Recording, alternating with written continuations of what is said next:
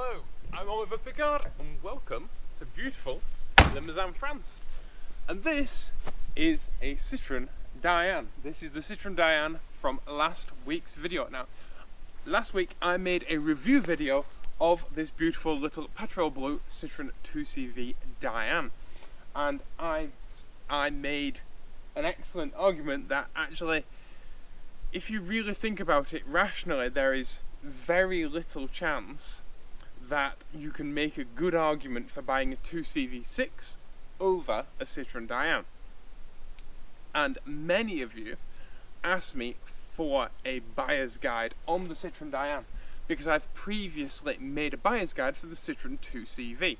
Now, in this video I'm going to go over many things that are very specific to the Dyane, but bear in mind that the Dyane is based on the 2CV. So you should also go and watch that video as well, because many of the things that are common with the Citroen 2CV are also common with the Citroen Dyane.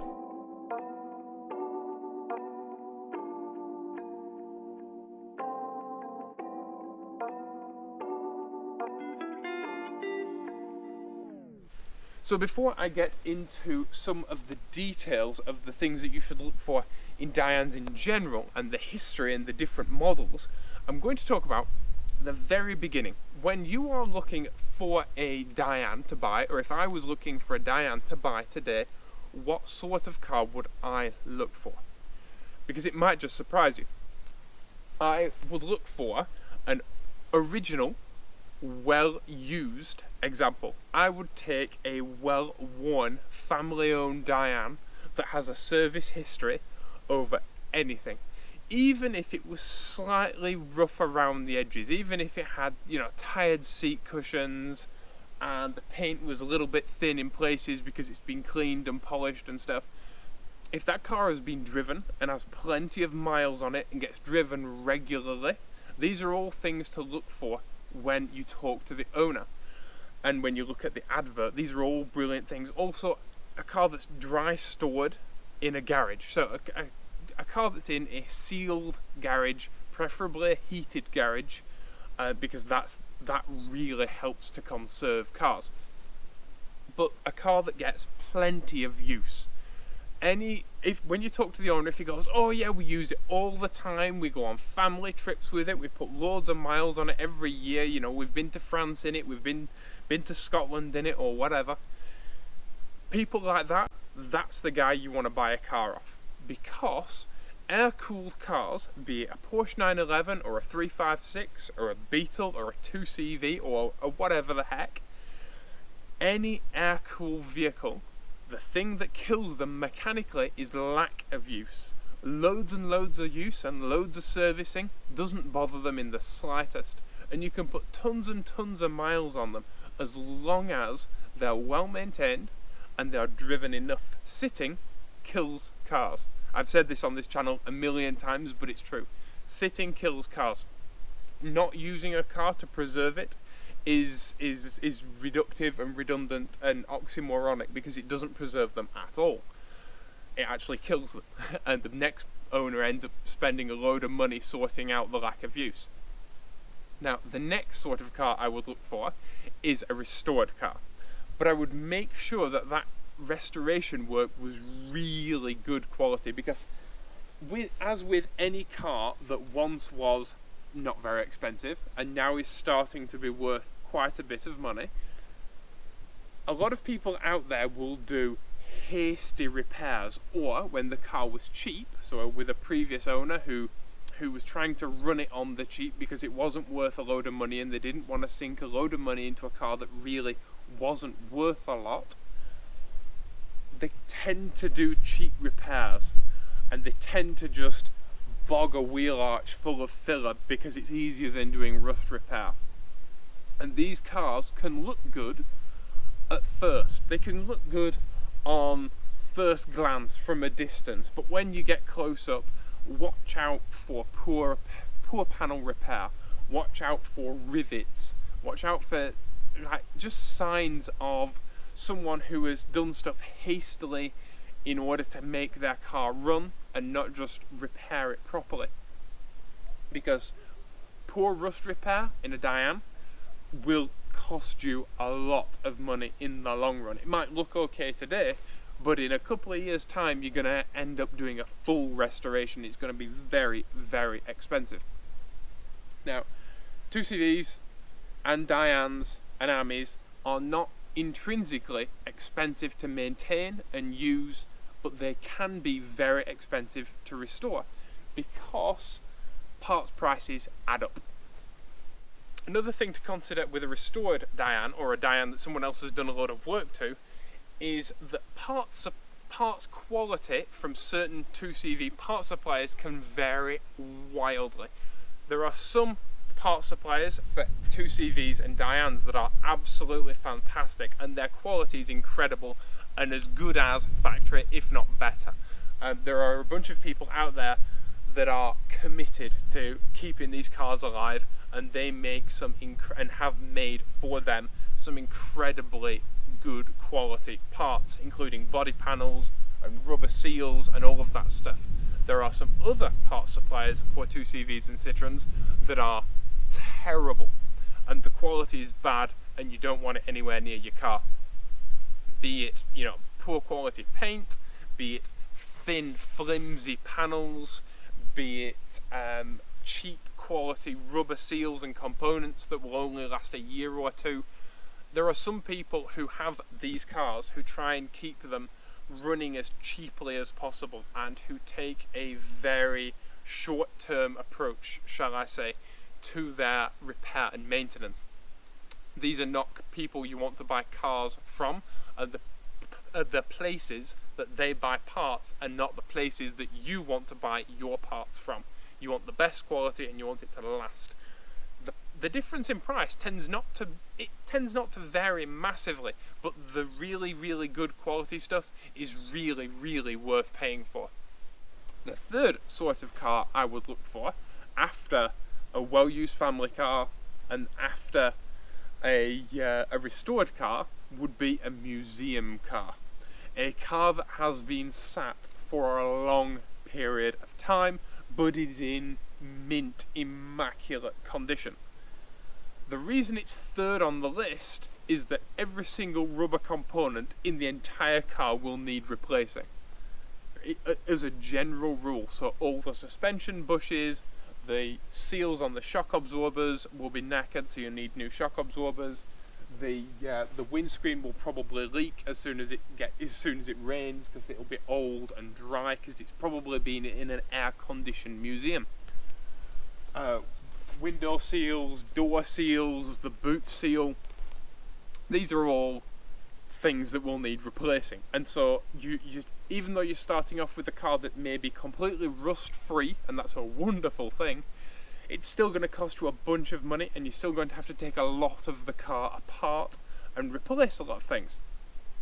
So you're starting with a really mint car, but you're still going to have a big bill before you can use the car. The bonus of that is that after you've done all of that work, which is a restoration in itself of sorts, then you're gonna have a wonderful car once all that's done, because it's probably, if it's a museum car, it's probably got perfect original paint and it's not rusty, and all of those things are lovely. But the car won't be original anymore because you have to take it all apart. Forget originality. We're looking for a functional, working vehicle that is nice to drive. That's what you want. You don't buy a Dyane to keep it in a bubble. You buy a Dyane to use it. And the more these cars get used, the happier they are. Now, the fourth sort of car that I would look at, the fourth on the list, the car that actually I wouldn't even bother with. You can do it. You have to be very brave to do it. Would be a barn find. A Dyane is a late 60s car, but it's realistically a 70s car. The lion's share of them were made in the 1970s, just like this car, which is a 1974. And so rust is an issue. And rust repair can get very expensive and very detailed, and there's a lot to rust on a Dyane, and they do suffer from rust. and you're going to have to replace all the rubber, and you're going to have to paint it, and you're going to have to do an interior, and you're going to have to do a roof, and probably a chassis. And so there's not going to be many things left on a Dyane that you aren't going to have to replace. So even though on the face of it, you might look at a barn find Dyane that has, you know, all crusty wings and a rusty chassis and no floor, and you might think, well, you know, it's only €1,500.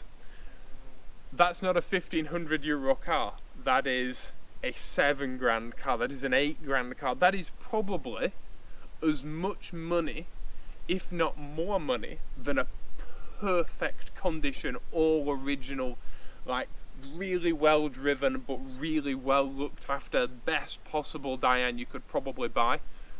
It's probably the same price at the end of the day as a barn find. Although your barn find, you're probably not going to be able to drive it for a couple of years until it's right.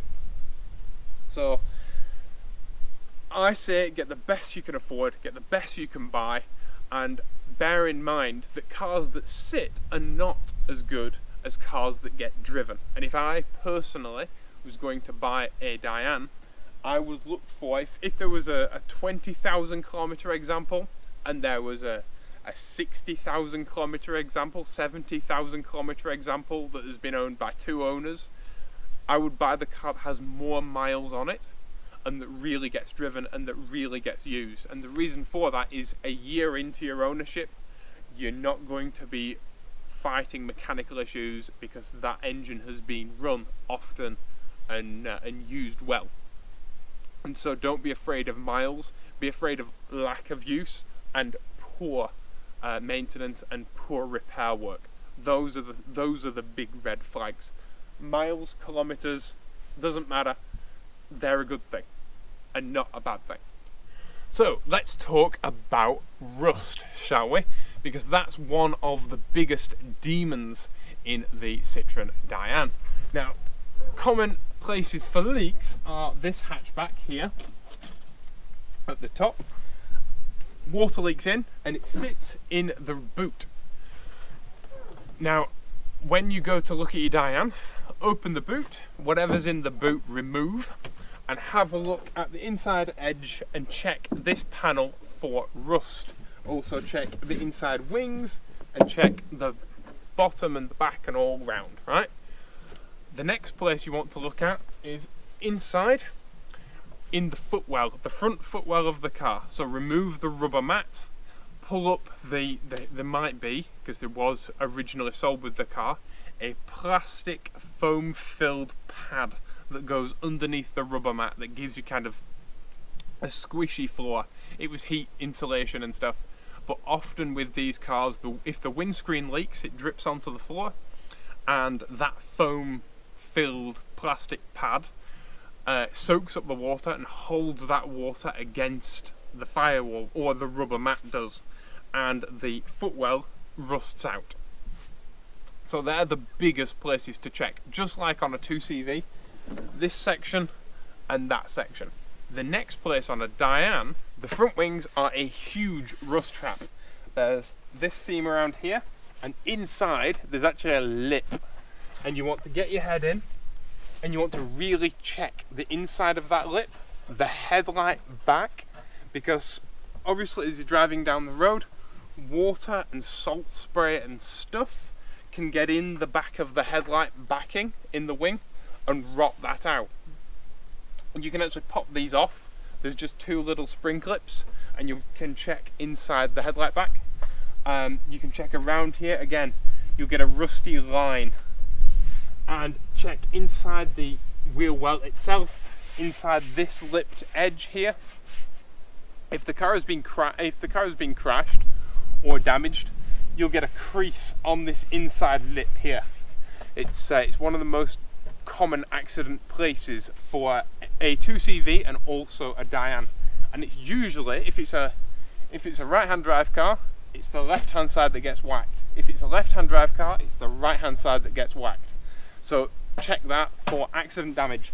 On the inside, like I say, check all the seams. You have a seam where the valance here, this front valance, attaches to the wing as well, and just check everywhere because rust is an issue. The other thing is the sills, front to rear. The sill is this piece here that runs all the way along. Check that, check the inside of it, check the outside of it. Open the car up, pull the rubber mat out, have a really good look inside. Now then, the next thing to check will be the chassis. So slide yourself underneath the car with a torch. Make sure you take a torch with you when you go to look at your Dyane, and check everywhere. If there are holes in the chassis, then your chassis needs replacing. Once water gets into a 2CV chassis and it starts to rust, it will forever rust. There are people who repair 2CV chassis. It's really not worth it. It's just not. Because once the moisture has gotten in, obviously the inside of a 2CV chassis isn't painted. And so once that moisture has gotten in there, the entire, even if all you can see is a rusty line or a rusty whatever mark, there will be rust inside the chassis, and then that chassis will probably need replacing. If it's just a little bit of surface corrosion, it's nothing to worry about. It can be cleaned off, your chassis can be painted, a bit of rust stop on there, and you can paint your chassis with either Hammerite, or I use cold galvanized because I really like the cold galvanized silver. People often say to me, "Oh my god, Oliver, your chassis is like mint," and when you work under your car you can see what you're doing. My car's not like that. Most people paint their chassis black. It's the worst thing that you can do, because then you can't spot rust. If you paint your chassis silver, you'll always be able to spot any rust and any damage, and you can actually see when you're working under there. I don't like black chassis. That's how you hide things. Also, beware of people who spray everything with stone chip. Stone chip or Schutz is it's like a thick black rubberized paint, and when you go under your car and you check your chassis, if everything is sprayed with stone chip, I would be incredibly wary. Many cars are sprayed with stone chip from factory, and people do spray cars with stone chip underneath, but I'd be wary if you have recent stone chip, so which is easy to spot because it's jet black. If it's really worn and old and just, you know, it's going a little bit grey, the stone chip, and it's obviously been there for a long time, and there's wax oil on top of it, and you're in England, or if you're in Canada, then that's actually a good thing. And the owner says, "Oh, when I bought it, it was mint, and so I sprayed it with Schutz, and I wax oiled it and cavity sealed it, and I made sure it was completely, the salt wasn't going to get in." That's a really good thing.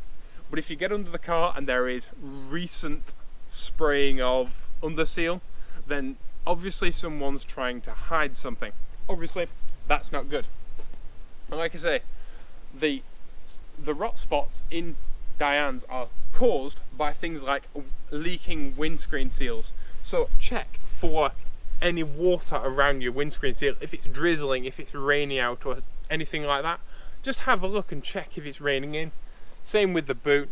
Open the boot, feel on the inside. If there's carpet in it, feel in the carpet. Does the car smell damp? Does the car smell musty?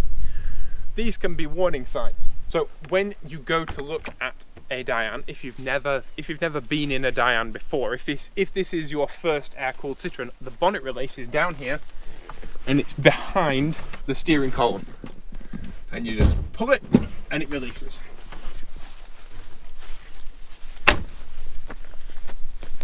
There we go, round. Now, the next things that I'm going to talk about are era dependent, but before I do that, there's a rubber widget here in the bonnet, and that is your bonnet stay. It's just there. And when you put your bonnet prop in, your bonnet prop has a tooth, and make sure it fits securely. I'm doing this backwards so the camera can see, but make sure it fits. I can't do it backwards. Make sure that fits securely in there, like that.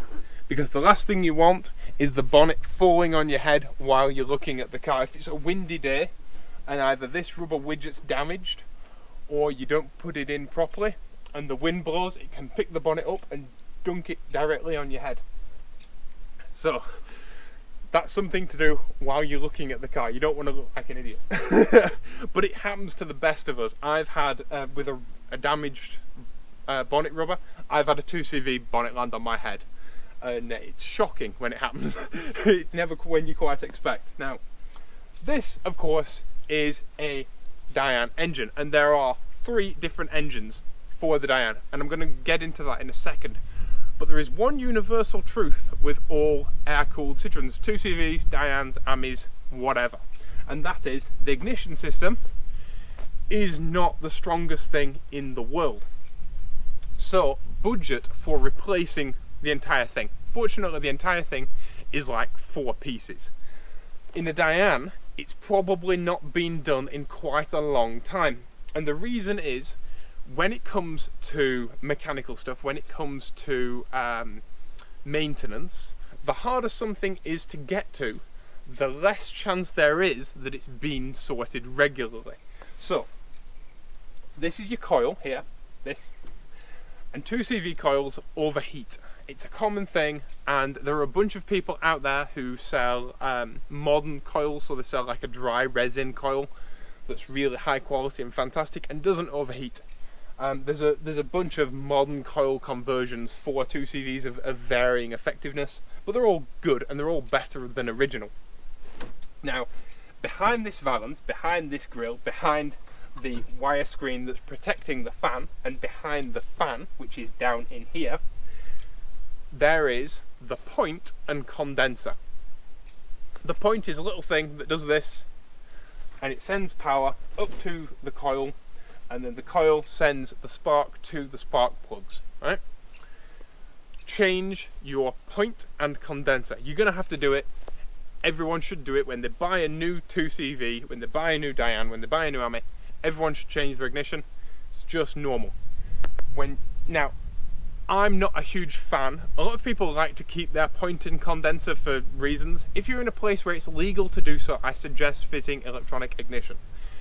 It's not a massive amount of money, although they're not cheap. A really good quality electronic ignition for a 2CV or a Dyane, it's the same unit, you're going to be talking about €350 for a 123 ignition, which is made in Europe. If you're in a place where it is legal to do so, I suggest fitting one. And the reason is that the modern condensers, a condenser is a thing that charges up and then releases the power when the point touches. It releases the power to the coil, and when the points are open, it gives somewhere for the electricity to go, if you will, while it's not being sent to the coil. And they're very poor quality nowadays. A lot of them are made in China, and they're a bit naff, and they have a tendency to go pop. And the thing with the Dyane is, your condenser is behind all of this. And so if your condenser, a lot of people with 2CVs, a 2CV condenser is really easy to get to. You just take the protector off the fan, you whip the fan off, and you can change your condenser in 5 minutes by the side of a road. With a Dyane, it's about an hour. If you do it slowly and methodically and properly, it takes about an hour. And once you get it all back on again, and you don't want to be doing that by the side of the road. And if you're not very mechanically inclined and your partner isn't very mechanically inclined, then I strongly suggest fitting an electronic ignition, because it's fit and forget. It doesn't need adjusting, it doesn't need resetting, nothing. Once you put that electronic ignition module on, it is there for a long, long time. It might be there for 25, 30 years. I know people that have been running electronic ignitions on 2CVs for well in excess of 15 years, and they've never had a single problem. They give a lot better cold start as well, and a lot smoother running. I can actually tell the difference between a 2CV that has electronic ignition and a 2CV running on points, literally by ear. I can hear them coming and say that 2CV has electronic ignition, and the reason is they run a lot smoother. So that's even better for your engine.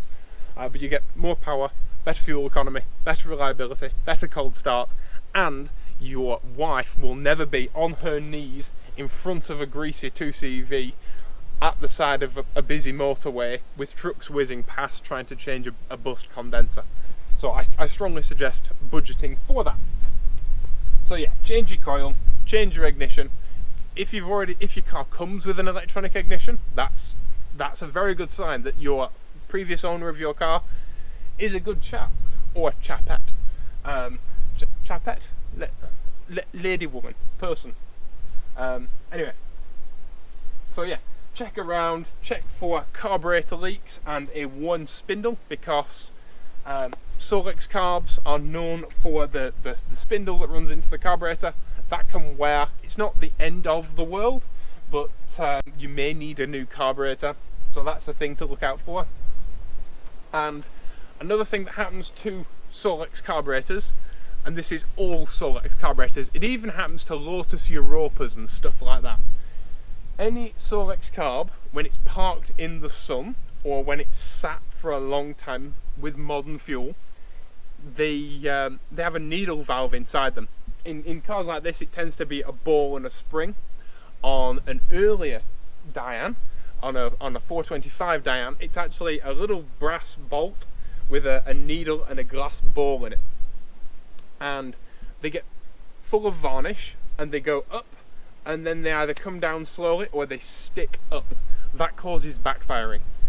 So if when you're tootling along and you lift off the throttle and your car backfires, so you get a pop that can surprise the heck out of passers-by, it's probably a stuck needle valve in your carburetor, or a sticking needle valve. Sometimes they can just be taken out and cleaned, sometimes your carburetor needs a rebuild. On to specific generations of Dyane engines and what to look out for. So, I have a 425cc car, which is an 18 horsepower 2CV from 1963. Now, the beginning of the Dyane had a 425cc engine, but it was not an 18 horsepower engine. It was not the 1960s 425 2CV engine. No, it was a 21 horsepower version of that engine. It has slightly higher compression. It squeezes the gases more before it ignites them, and that gives you a bit more oomph, because it needs it, because it's a bit heavier than a 2CV. Now then, what you want to look out for is an AYA. So A-Y-A stamping on your engine. And that means that your engine hasn't been swapped out for a 2CV unit at some point. This is common. There was a period of time, especially in France, where there were 2CV engines everywhere. There were a bunch of 2CVs in scrapyards. There were 2CV engines lying everywhere. They were in abundance and they were incredibly cheap. So, if you had a bit of a problem with your 2CV and you weren't sure quite what to do, you pulled into a garage, they whipped your engine out and they shoved another one in there. And people just swapped and changed engines. And be aware that your engine might not be the same era as your car. It doesn't really matter as long as it works, as long as it works well. But with a 425cc Dyane, which they are rare and they are quite hard to find, they also have no third window at the back, just like Jolene does. Early 2CVs have no third window at the back. This window here. This window. If this is smoothed and sealed and just solid metal, then you have an early Dyane. Now, if it's a 425cc car, I would really want that AYA engine. That's super important, because I would want the power. In fact, I'd quite like an AYA engine for my little Jolene. Unfortunately, it's not legal to have one, but I'd want that engine. If I was paying the money to have an early Dyane, I'd want it to have the correct early Dyane engine. Now, the engine code on a 2CV is on the side of the engine. There's a plaque that I can't see right now. There. If you look in here, it says AM2. See that? Just there. So that's the code that you're looking for, and you want it to have an AYA code. That means it's 425cc, it's 6 volt, and it has that really high compression engine. High compression, 7.5 to 1. And it will also have the exhaust that runs around the front of the engine here. Now then, there is another 2CV, and that's 6 volt, and the dynamo, by the way, is behind the fan, so you can't convert them to 12 volt. You can, but it's a full process, and you shouldn't do really. Keep them 425. Don't swap them out. That engine's fantastic. Keep them 6 volt. You can put LED brake light bulbs and stuff in them. I've done a full video on 6 volt, 2CV and Dyane electrical systems, and how to set up your voltage regulator and how to set up your dyno and troubleshooting and all of that. My car's 6 volt and it's absolutely fine. Just because it's what we don't have today doesn't mean it's weak, doesn't mean it won't start when it's cold. They're fantastic, and you can get electronic ignition systems for 6 volt Dyanes. There is a company called 123 in Holland, and they make a electronic ignition system called a 123 Duo, I believe it's called, Duo, and that does 6 volt and 12 volt. So in the future, if you buy a 12 volt car, you can actually take that off and put it on your next 2CV and take it with you to your next car, because they last forever. So yeah, dynamo in the front of the engine. Right, the next Dyane would be an M4 car. Now the M4 is one of my favourite 2CV engines of all time. My two favourite 2CV engines are the 425 18 horse engine, or the 21 horse engine, and the M4. Why do I love the M4? The 425 and the M4 have the best heater. The heater on this engine is in these things. These are heat exchangers that fit to the exhaust, and basically air passes through the heat exchanger and then into your cabin. And they're okay on later Dyanes. A lot of people fit a little electric fan to kind of boost that. Burton sell a little fan that you can fit in line and have a bit of extra heater power, just like a modern heater blower in a modern car. But a 425 car or an M4 car has the heater on the cylinders. The good and the bad thing about that is, if your engine leaks oil, it smells inside your car. It's very oily and horrible. If you keep your engine clean and your engine's in really nice condition, then good news, you've got the world's best heater, and you can drive in minus 14 degrees Celsius in just a t-shirt. And there will be times when it's snowing outside and you get in your car and you go for a drive and you forget to take off your jumper, and then halfway to where you're going, it's like 25-30 degrees inside your car, and you've forgotten to take off your jumper, and you have to pull in, and you're like and you're like ripping your jumper off. And people think you're crazy because you arrive wherever you're going, you get out, you quickly put your jumper on before you get into where you're going, because you get out and you're like, oh my god, it's 30 degrees inside my car and now it's minus 14. I've done that a lot. So yeah, M4s, 425s, best heater. They also have, it's not the strongest 2CV gearbox, but it is the quietest. You'll have noticed in last week's Dyane review, there is a little bit of transmission whine with the 2CV6 Dyane 6 gearbox.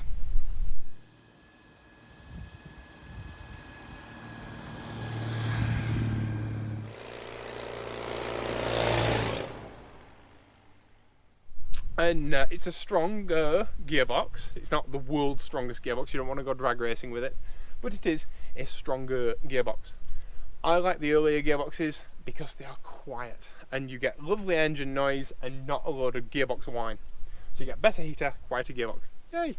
Now that is the M4 is a 602 engine, so it's 602cc, so it is wider, and it has the exhaust that runs round the front. And it has the same style manifold as the 425, it's just a lot bigger. And that will have a single barrel carburetor on it. The single barrel carburetors are great. There can be times in the throttle pedal travel where it doesn't like to sit. Sometimes if you don't want to change up a gear or something, and you're kind of 3/4 into the throttle travel with a single barrel carb, it can get a bit grumpy and over fuel, and that can cause backfiring, because a carburetor like this has two barrels basically, and when you're driving along it uses one for the first bit of throttle, and then when you really get on it, it opens the second one. And a lot of Dyane people actually go back to the single barrel carb because it gives better throttle response. But with a single barrel carb, there can be a part of the throttle pedal travel that if you're driving along and you stay in that little tiny zone of throttle travel for too long, she can get a bit grumpy and doesn't like it, so she likes you to either speed up or slow down. But yeah, so that's the M4 engine. Love the M4 engine. If you've got an M4 engine, hold on to it, love it, caress it. They're fantastic and I adore them. The M4 engine was only put into the Dyane for 10 months. That's it. 10 months of production. That's all we got of the M4 Dyane, and they're lovely. So if you have an M4 Dyane out there in your shed, either get it out the shed and love it and protect it and make it nice again, or please give it to someone who will love it and protect it and make it nice again, because we want to keep our M4s on the road and we want to keep our 425s on the road because they're brilliant. And a lot of people rip those engines out and put 602 engines in them, like this one from a Dyane 6. Now there are two sorts of later Dyane, 70s Dyane. Don't rip your nice M4s and 425s out, people. Come on, like, keep the good engines, right? These are the later engines. An M4 engine, by the way, has a big dynamo there, and the dynamo bolts onto the intake and exhaust manifold, and it's 6 volt. You can swap an M4, that's the beauty of an M4, you can swap them to a 12 volt ignition system and charge your phone or an iPad or whatever as you go. That's the beauty of an M4. They have torque, they have power, they're just lovely. You won't get quite as much power out of them as you will one of these later engines, but it's nominal and they're lovely. Anyway, 70s engines. So this is a Dyane 6. There's also a Dyane 4. A Dyane 4 is a 435 cc engine, and the ports on the heads are like that, not like that. They're not related to the 425 at all. The 435, or the Dyane 4, is a wonderful little car, and I've actually said that people should buy them previously. I did a video of first cars that you should buy if you're just about to pass your test, or if you have a young kid who wants to, you know, have a car and is about to pass their test. If you're about to buy a nipper, a car, and they're 17 or whatever age they are when they pass the test, and they want a car, Dyane 4, brilliant car to start with. I have friends who have Dyane 4s, and they have driven their Dyane 4s and 2CV4s all over Europe. They're perfectly serviceable, they're perfectly quick enough, and they're absolutely fine. And they're a great way to learn to work on cars because they don't cost very much, because people tend to pass over them for Dyane 6s and stuff, and 2CV6s. And so they're a great entry-level Dyane, great entry-level 2CV.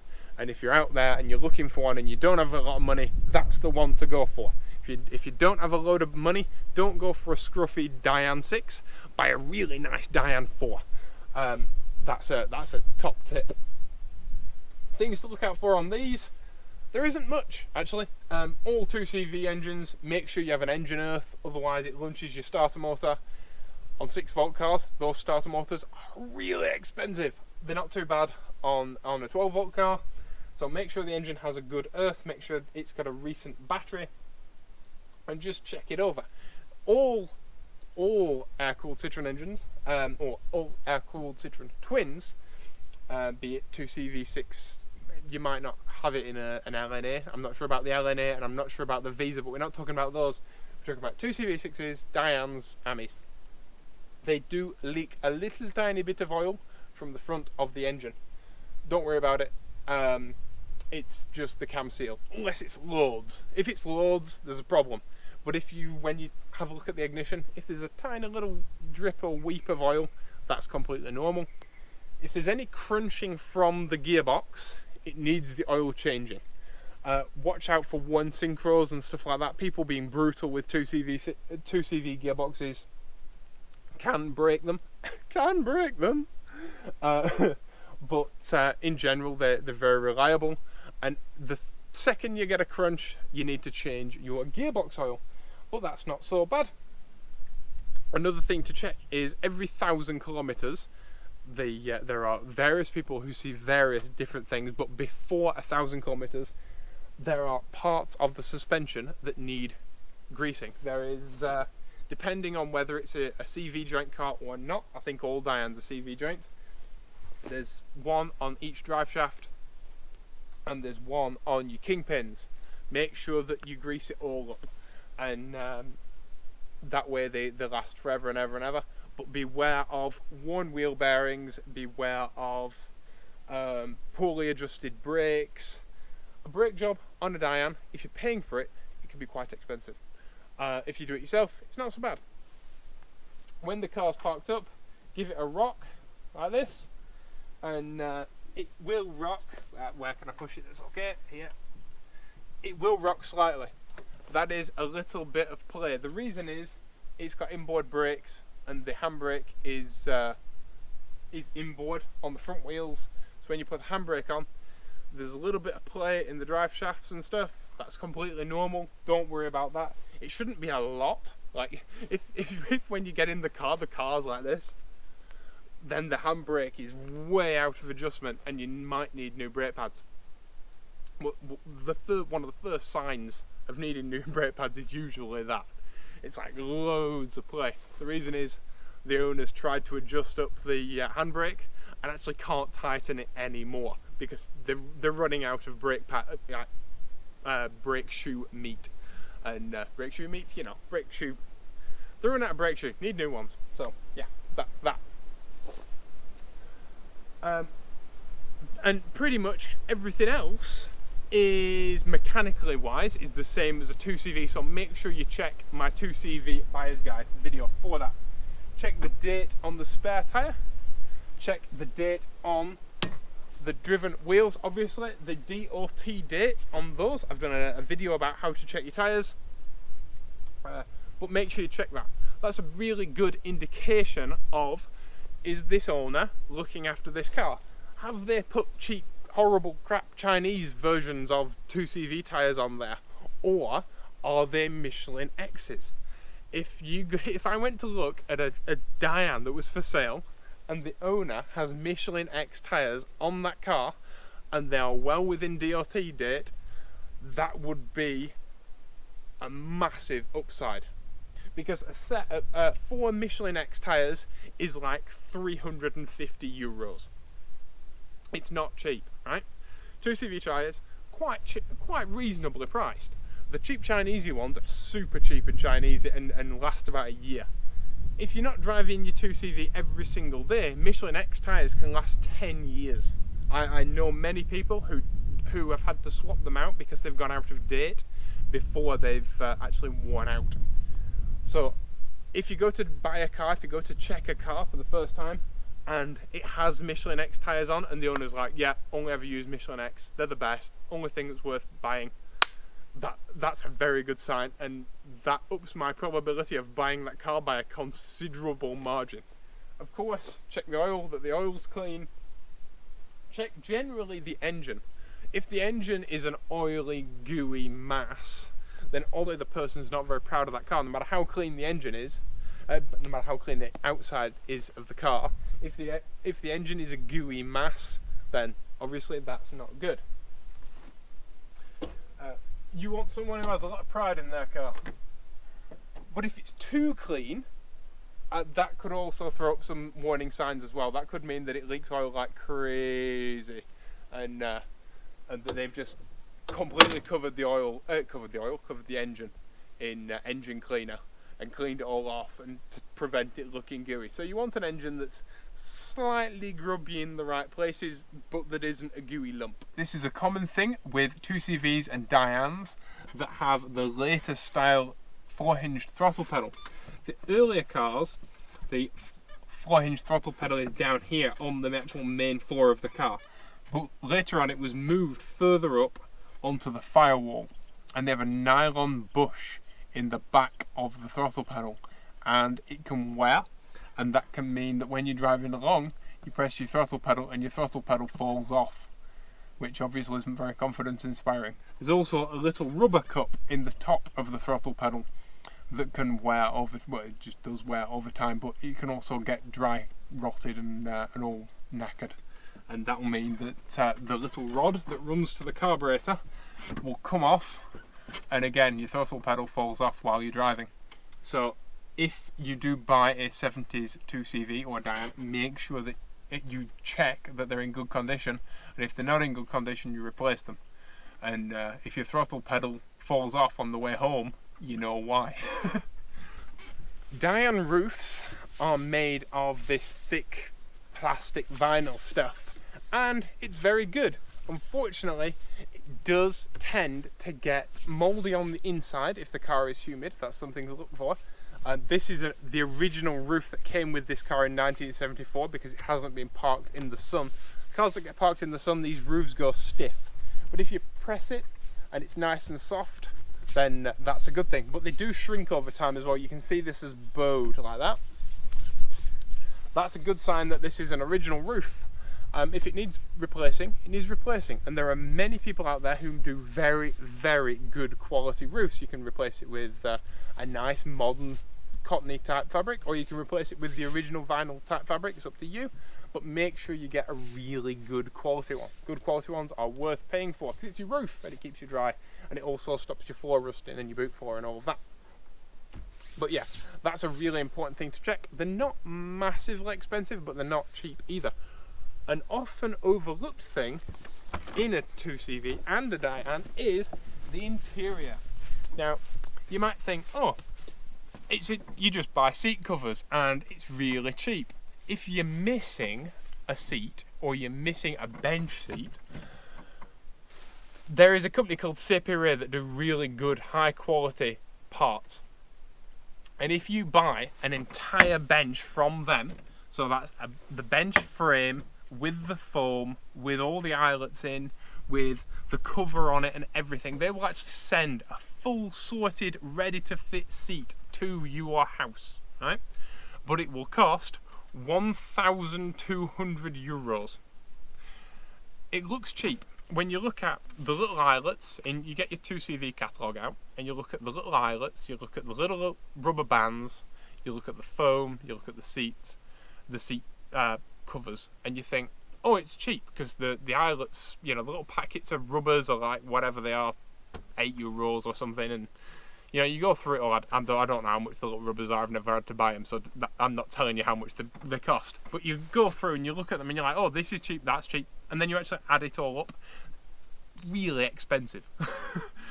So if you have a missing bench seat, it could actually cost you €1,200 to replace.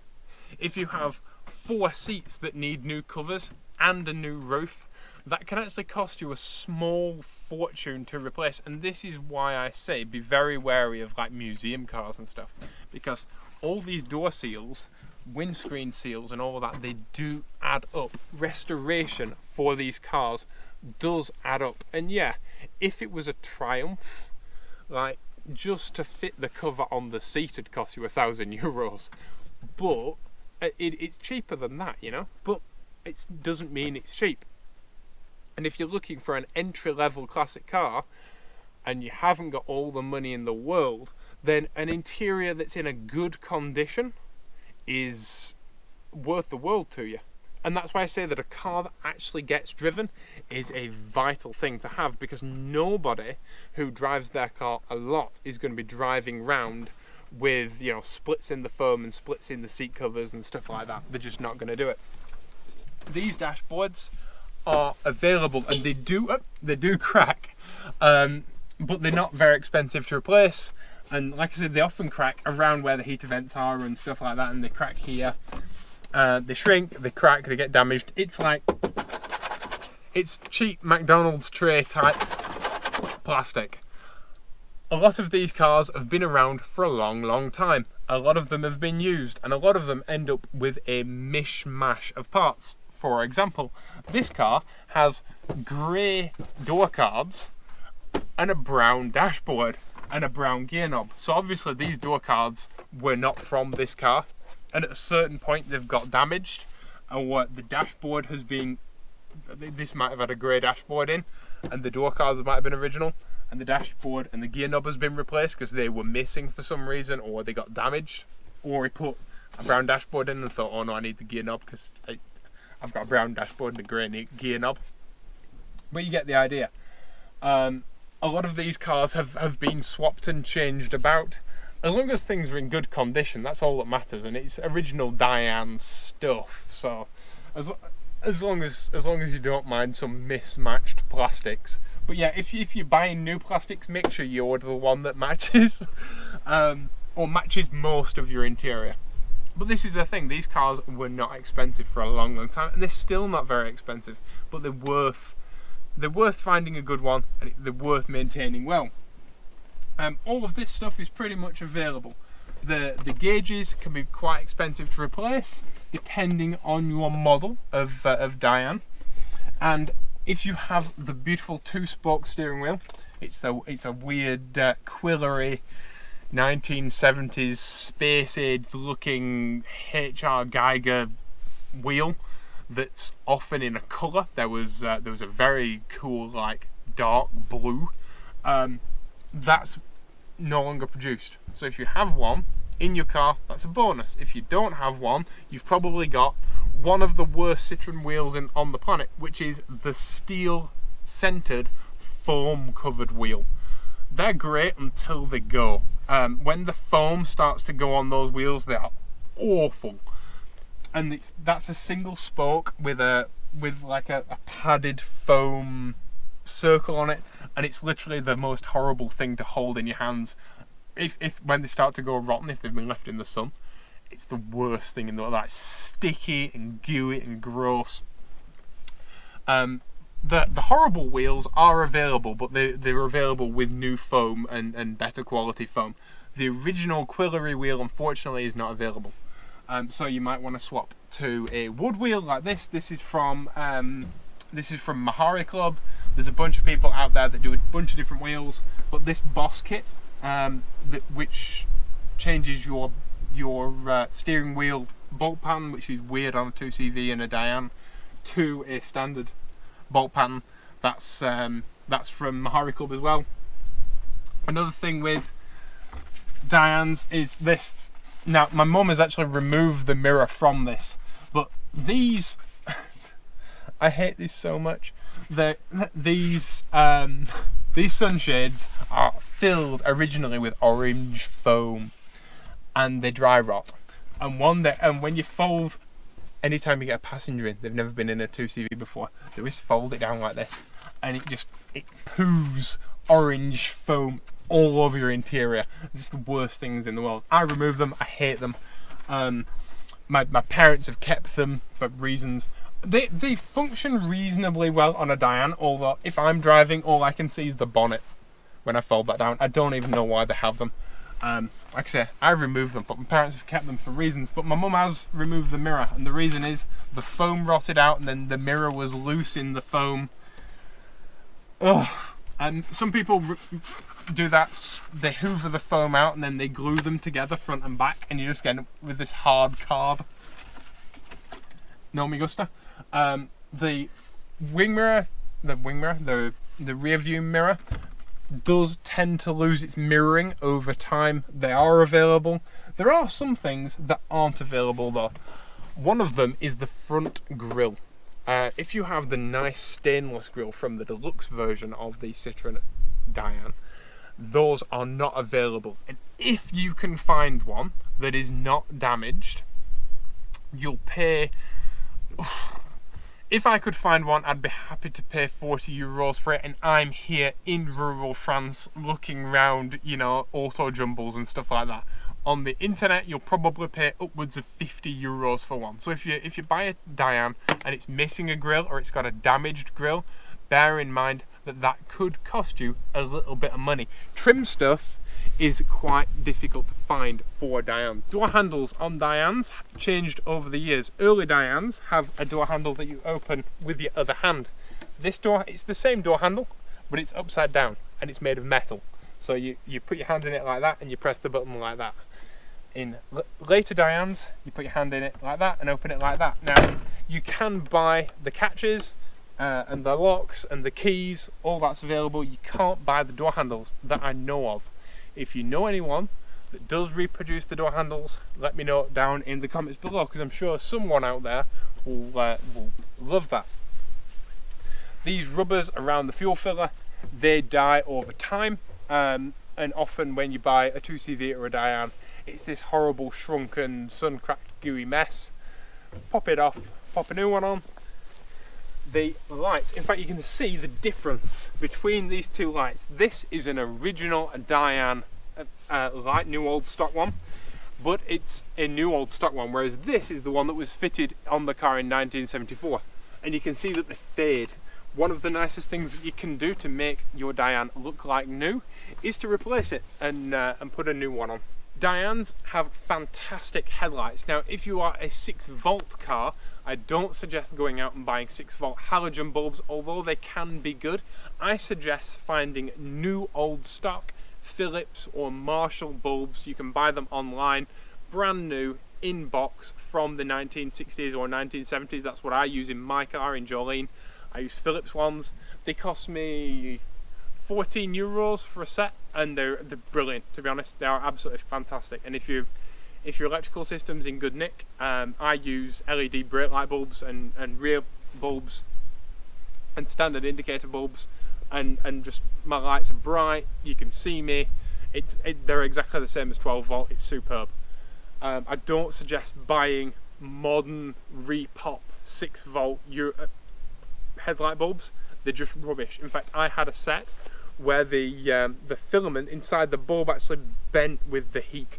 They're terrible. They're made in the Far East, and they're just inferior quality. Make sure you buy old stock headlight bulbs when you buy them. A cheap, horrible set of repop ones are fine in your bulb kit in your car, but honestly, if it was me, I'd have a spare set. Same goes for if you have a 12-volt car and you put halogen headlight bulbs. 2CV6s, Dyanes, they use Euro spec, what are called Euro bulbs, and they have like a big collar on them. They're not the same as your average H7s, and you can buy halogen ones. You can get them in the Leclerc supermarket here in France, but if you're anywhere else and you order them off the internet, make sure you order 2 sets. You order 4 of them, and then that way, if you ever blow a headlight bulb, although you shouldn't be blowing bulbs if your electrical system's in good nick, but if you ever do, you can't run one normal headlight bulb from your bulb kit and one halogen bulb. You have to change both bulbs. So it helps if you have spare halogen bulbs in the car that you can just pop in if you ever do blow a bulb. Right? Although if I had kids, I would put a 3rd brake light in my Dyane. And I think that's actually on my parents' list of wants.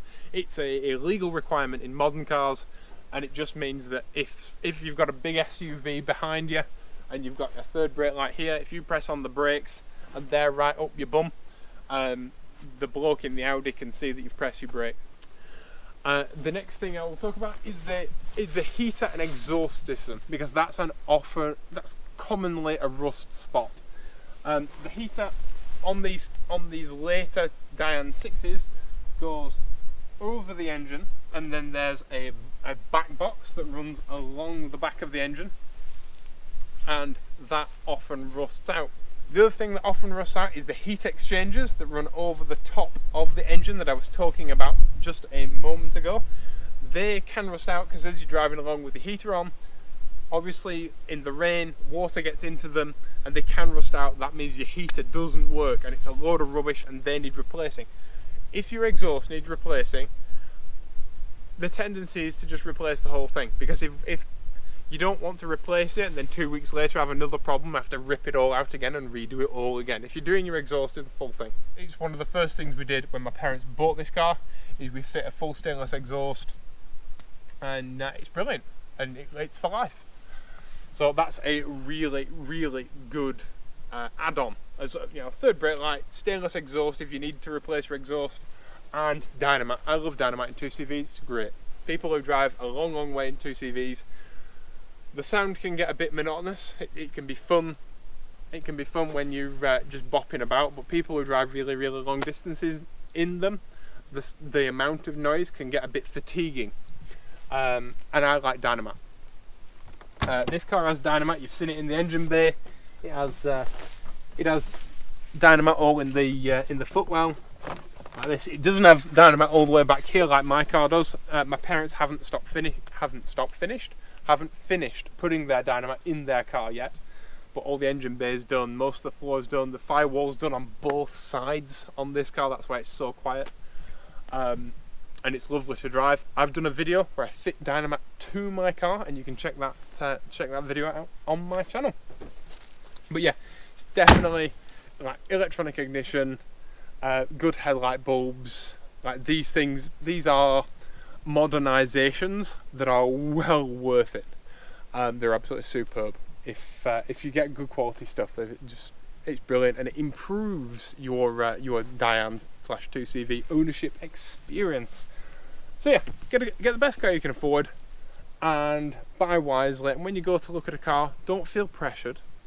Take your time, have a look over it. If you're not familiar with mechanical stuff, take someone who is, and have a good look. Take a torch with you to look underneath under the chassis and in the wheel wells and all that kind of thing.